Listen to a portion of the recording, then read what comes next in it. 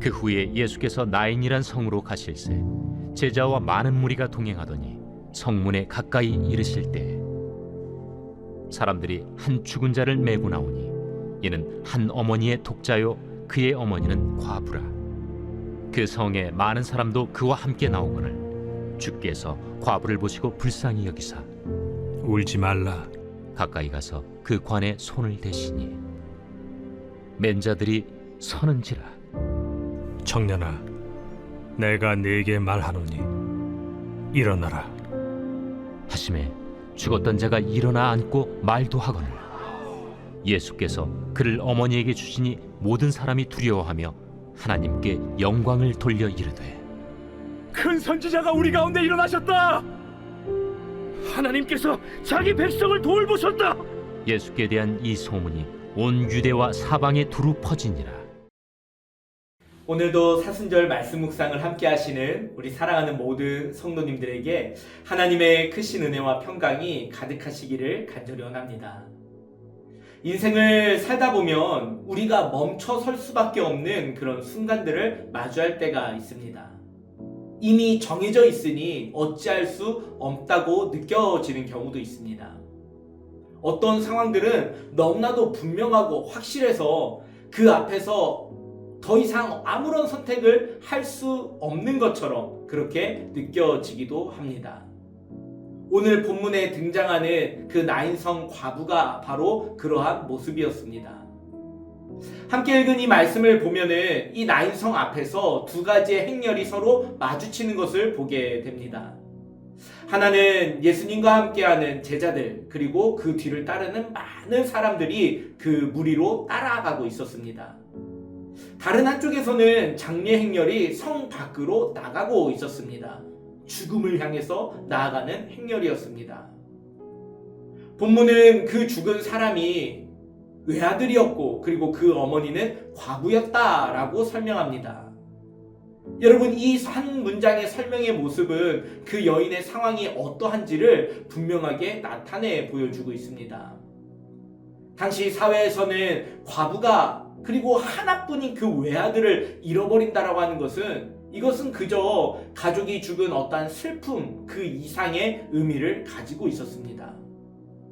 그것은 삶의 기반 전체가 무너지는 그런 일이었기 때문입니다. 당시 여인은 남편의 그 경제적인 그 보호 아래 있었지만 남편이 없는 과부, 남편이 없는 상황에서 아들, 유일하게 한 명 있었던 그 아들은 그 가정을 지탱해주는 마지막 희망과도 같았기 때문입니다. 그런데 그 아들마저도 죽게 되었습니다. 이제 그녀의 삶은 슬픔뿐만 아니라 미래까지도 사라져버린 그런 상태가 되었습니다. 그렇기 때문에 이 장례의 행렬은 단지 한 청년의 죽음을 향한 어떠한 행렬이 아니라 한 여인의 삶 전체가 무너지는 순간을 향한 행렬과도 같은 모습입니다. 사람들은 울면서 그 과부와 그리고 그 아들의 시신을 뒤따라 가고 있었습니다. 그러나 그 누구도 이 행렬을 막을 수는 없었습니다. 왜냐하면 죽음은 이미 결정된 현실이었기 때문입니다. 그런데 예수께서 바로 그 순간 그 장면을 바라보시면서 이 아들을 잃어버린 과부를 불쌍히 여기셨습니다. 여러분, 본문을 보면은 어디에서도 그 과부가 혹은 주변에 있는 사람이 예수께 나와서 도와달라고 요청을 하는 모습이 없습니다. 그녀 역시, 과부 역시 아무것도 예수께 구하지 않았습니다. 기도를 드린 것도 아니었고 도움을 요청한 것도 아니었습니다. 그녀는 그저 슬픔 속에서 어찌할 수 없는 이 아들의 죽음을 바라보면서 그 장례의 행렬을 힘없이 그냥 따라갈 뿐이었습니다. 그러나 예수님께서 먼저 다가가십니다. 그리고 말씀하십니다. 울지 말라. 울지 말라. 여러분, 울 수밖에 없는 그 상황에서 그 누구도 지금의 이 상황 가운데 바꿀 수 없는 그런 형편에서 울지 말라라는 말, 이 말이 사실 위로가 되겠습니까? 그저 아들을 잃은 과부가 불쌍해 보였기 때문에 그에게 다가가셔서 울지 말라라고 말씀하신 것이 아니었습니다. 예수께서는 그 누구도 어찌할 수 없는, 그냥 받아들일 수밖에 없는 그 상황에 직접 개입하십니다. 오늘 함께 읽은 말씀을 보면은 누가복음 7장 14절에 이렇게 기록합니다. 가까이 가서 관에 손을 대시니. 예수께서 그 장례 행렬을 가운데 들어가시더니 그 관에 직접 손을 대셨습니다. 당시 유대 율법에 따르면 시신이나 아니면 관에 접촉하는 것은 부정한 것으로 여겼습니다. 사람들은 항상 이 죽음과 일정한 거리를 두려고 하였습니다. 죽음은 피해야 되는 것이고 누구도 그것을 바꿀 수 없다라고 여겼던 것이 일반적인 문화였고 생각이었습니다. 그러나 예수께서 그 죽음의 영역에 직접 들어가시더니 직접 손을 대십니다. 사람들은 이 죽음이 모든 것을 결정한다라고 생각했습니다. 그렇기 때문에 죽음을 대신할 수 있는 것, 이길 수 있는 것은 아무것도 없다고 여겼습니다. 어찌 보면은 이 외아들의 죽음, 이 죽음이 이 모든 상황의 주도권을 가지고 있다라고 생각을 했습니다. 그러나 예수께서 그 죽음의 흐름 속으로 들어가셔서 그 흘러가는 그 흐름을 완전히 끊어버리십니다. 청년아, 내가 내게 말하노니 일어나라. 여러분, 예수께서 관에 손을 대고 말씀하시는 이 말씀은 단순한 위로가 아니었습니다. 이것은 생명을 일으키는 창조의 말씀입니다. 하나님께서 이 세상을 말씀으로 창조하셨듯이 예수께서 그 청년아 일어나라라고 하시는 이 말씀은 죽음을 멈추게 하고 생명을 다시 시작하게 하는 소망의 선언과도 같았습니다. 여러분, 이 일 후에 무슨 일이 일어났습니까? 누가복음 7장 15절 말씀입니다. 죽었던 자가 일어나 앉고 말도 하거늘 예수께서 그를 어머니에게 주시니. 조금 전까지만 해도 슬픔에 빠져있는 절망스러운 그런 장례 행렬이었던 길이 이제는 생명의 증거가 되는 그런 길로 바뀌게 되었습니다. 울음이 가득했던 그 자리에 놀라움과 하나님을 찬양하는 그 찬양의 소리가 터져 나오기 시작을 합니다. 여러분, 오늘 함께 읽은 이 말씀은 단지 죽었던 그 아들이 살아나는 기적 자체에 그 말씀에 의미가 있는 것이 아닙니다. 오늘 함께하는 이 주제와 같이 이 사건은 누가 무엇이 우리의 삶의 주도권을 가지고 있는지에 대해서 보여주는 그런 말씀입니다. 조금 전까지만 해도 이 행렬의 주도권은 어디에 있었냐면 죽음에 있었습니다. 모든 것이 죽음의 방향으로부터 흘러가고 있었습니다. 사람들은 그 흐름을 따라서 어찌할 수 없이 따라갈 수밖에 없었습니다. 그러나 예수께서 개입하시는 그 순간 완전히 그 주도권이 바뀌게 됩니다. 죽음의 행렬이 멈추게 되고 예수의 말씀이 새로운 방향으로 소망을 선포하게 됩니다. 여러분, 이것이 바로 복음입니다.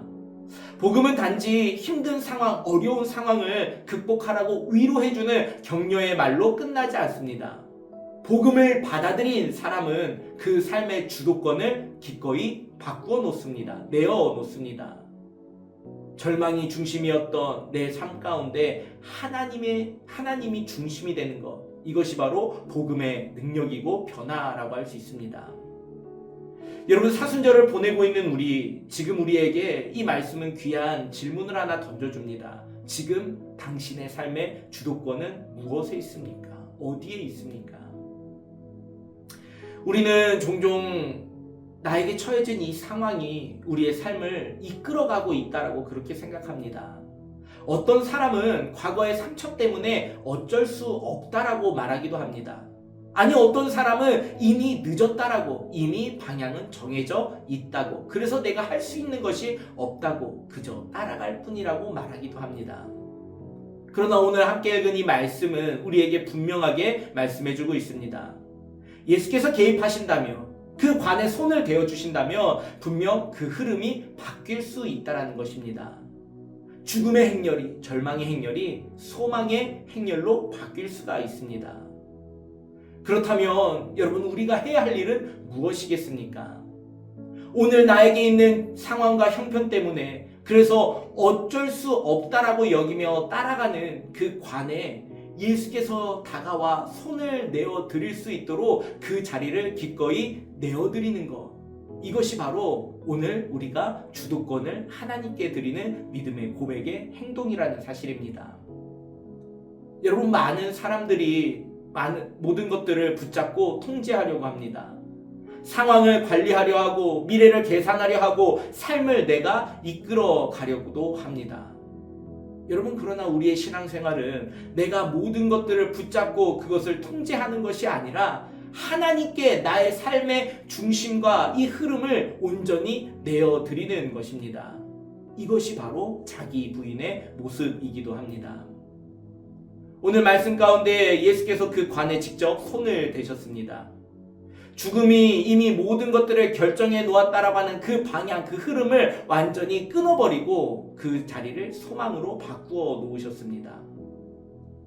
여러분, 어쩌면 우리의 각자의 삶의 자리에도 오늘 이 나인성에서 나오는 장례 행렬과 같은 그런 관과 같은 모습들이 있을지도 모릅니다. 그것이 나에게 상처일 수도 있고 또한 두려움일 수도 있고 더 이상 바뀌지 않을 것 같은 상황, 멈출 수 없다고 여겨지는 흐름이 있을지도 모릅니다. 그러나 예수께서 다가오셔서 거기에 손을 대실 때 내가 멈출 수 없다라고 생각했던 그 흐름이 소망으로 바뀔 수 있습니다. 나인성의 그 장례 행렬이 생명의 행렬로 바뀌었던 것처럼 예수님의 말씀은 지금도 우리의 삶의 방향을 새롭게 바꿔 나가십니다. 여러분, 우리의 삶의 이야기는 아직 끝나지 않았습니다. 이미 어쩔 수 없다고 모든 것이 결정된 것 같은 그런 상황에서도 주님의 손길이 닿는 순간 죽음처럼 보이는 그 자리에도 생명의 은혜가 시작되어질 줄로 믿습니다.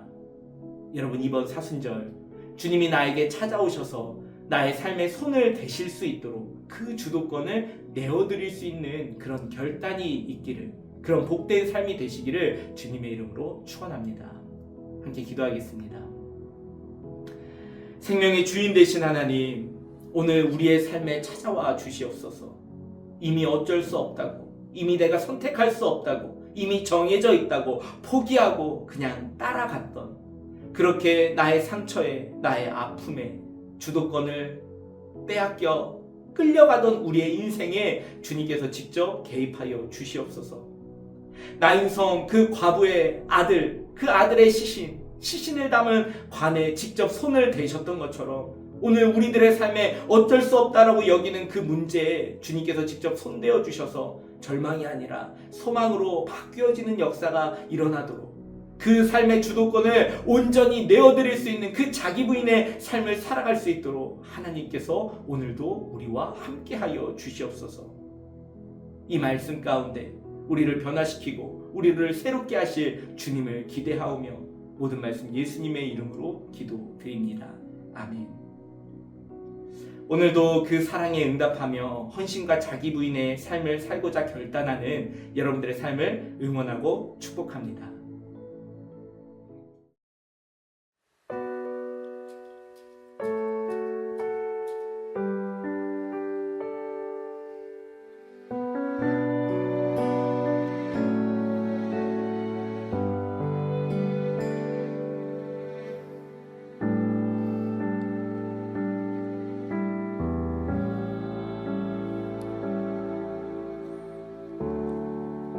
주님 손에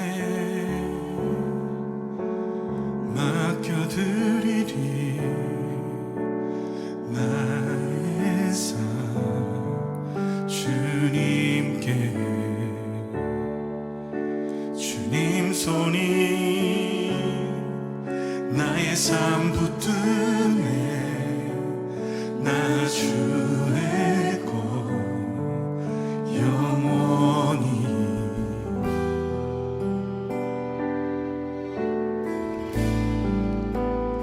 내가 믿는 분 예수, 내가 속한 분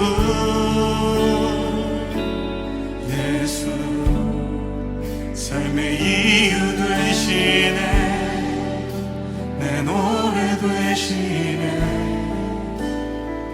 주시